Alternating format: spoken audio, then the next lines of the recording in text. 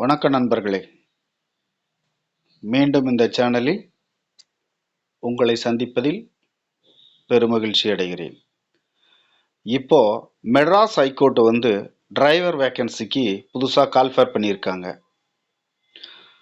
என்னைக்கு வந்திருக்குதுன்னா அந்த நோட்டிஃபிகேஷன் 15/1/2024க்கு அவங்களுடைய வெப்சைட்டு, அதாவது www.msc.gov.in, அதாவது மெட்ராஸ் ஹைகோர்ட்னுடைய இணையதளத்தில் ரெக்ரூட்மெண்ட்டுக்கு இந்த கால்ஃபேரை அனௌன்ஸ் பண்ணியிருக்காங்க.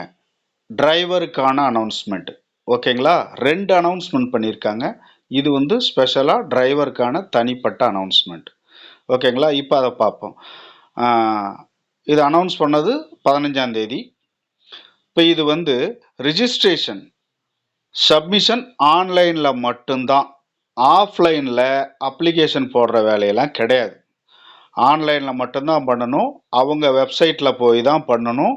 அதே மெட்ராஸ் ஹைகோர்ட் வெப்சைட்டு www.msc.in இந்த இணையதளத்தில் போய் தான் நீங்கள் பதிவு பண்ணணும். இந்த நோட்டிஃபிகேஷனை நீங்கள் அந்த இணையதளத்தில் இருந்தே பதிவிறக்கமும் பண்ணிக்கலாம், பார்த்துக்கலாம். இந்த நோட்டிஃபிகேஷன் அதிலேருந்து பதிவிறக்கம் பண்ணது தான். உங்களுக்கு இந்த நோட்டிஃபிகேஷன் வேணும் அப்படின்னா நான் அதுக்கான லிங்க் டிஸ்கிரிப்ஷனில் கொடுக்குறேன். டிஸ்கிரிப்ஷனில் அந்த லிங்கை கிளிக் பண்ணி நீங்கள் பார்த்துக்கலாம்.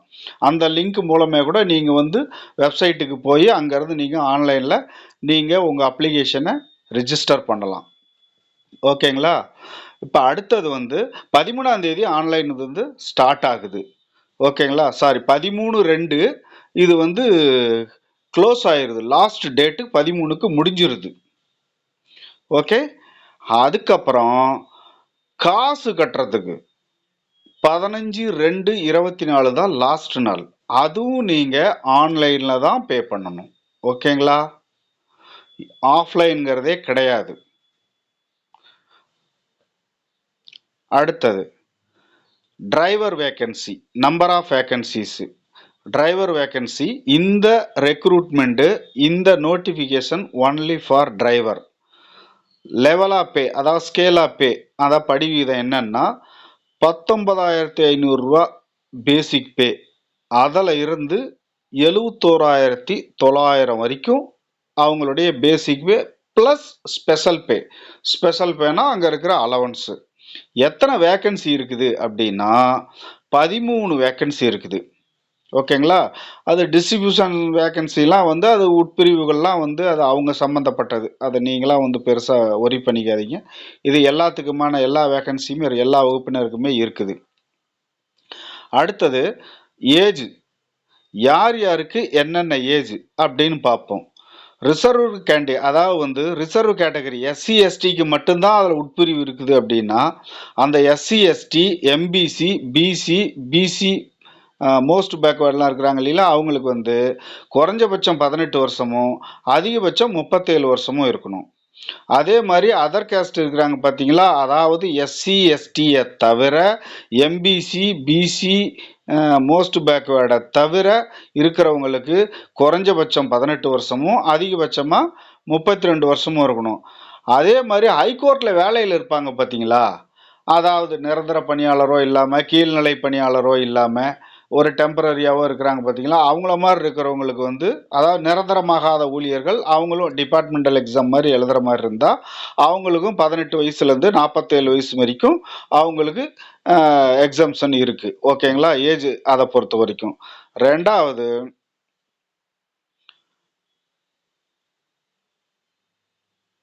Educational qualification. எக்ஸாமினேஷன் ஃபீஸ் எவ்வளோ அப்படின்னா, எஜுகேஷனல் குவாலிஃபிகேஷனை பொறுத்த வரைக்கும் டிரைவருக்கான எல்லா குவாலிஃபிகேஷனும் இருக்கணும்.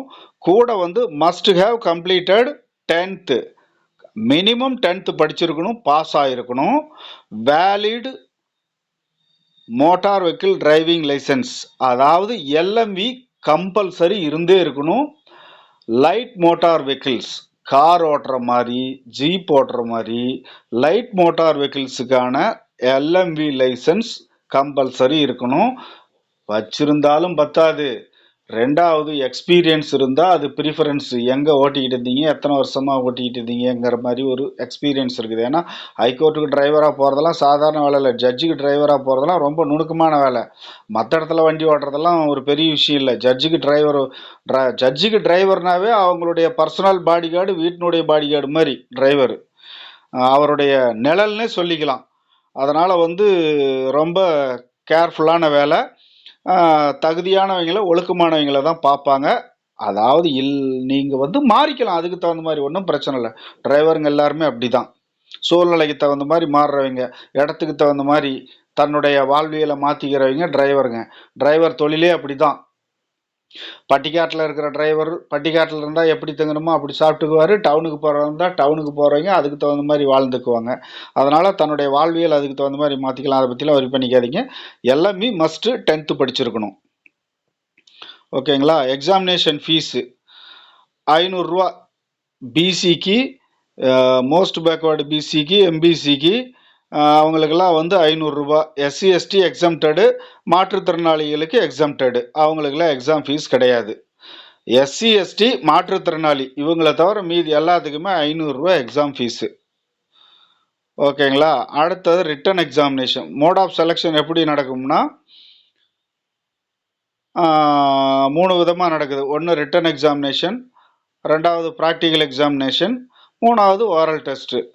ரிட்டன் எக்ஸாமினேஷனில் என்னென்ன நடக்குது அப்படின்னா தமிழ் எலிஜிபிலிட்டி டெஸ்ட்டு. பார்ட் ஏல தமிழ் எலிஜிபிலிட்டி டெஸ்ட்டு.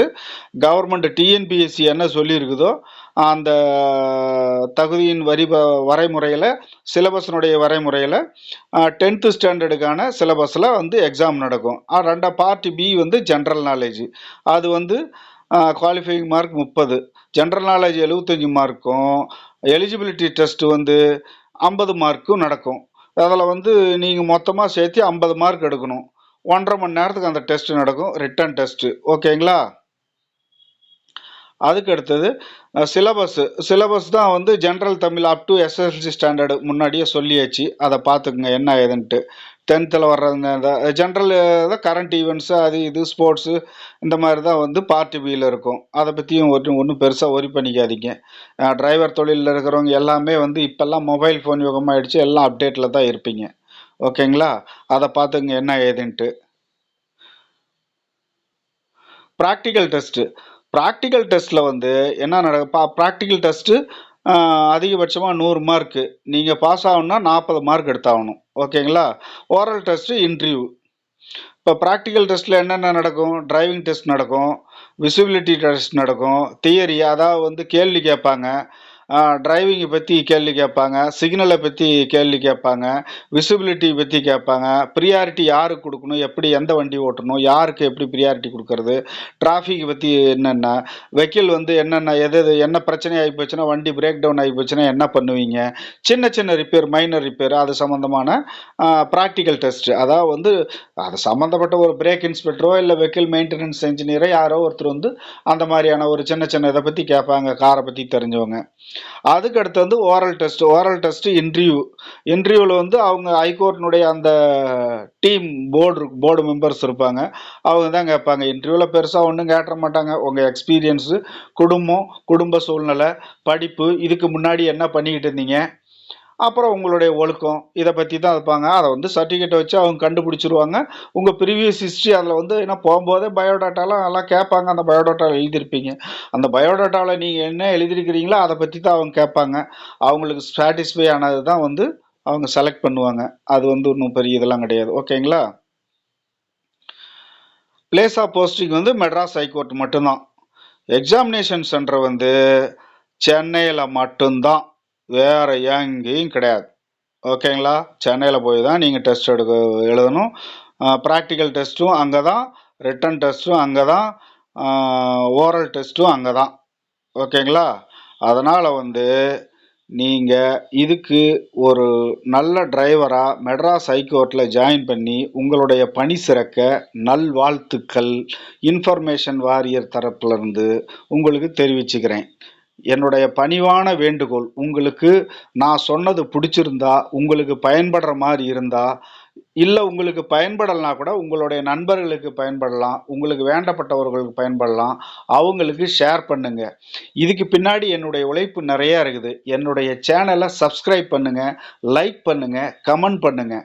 ஏன்னா, மேற்மேலும் என்ன வந்து ஊக்குவிச்சீங்கன்னா தான், அடுத்தவங்களுக்காக, அடுத்த வேலைவாய்ப்பு செய்திகள தேடி தேடி நான் போடுறதுக்கு எனக்கும் ஒரு திருப்தியா இருக்கும்.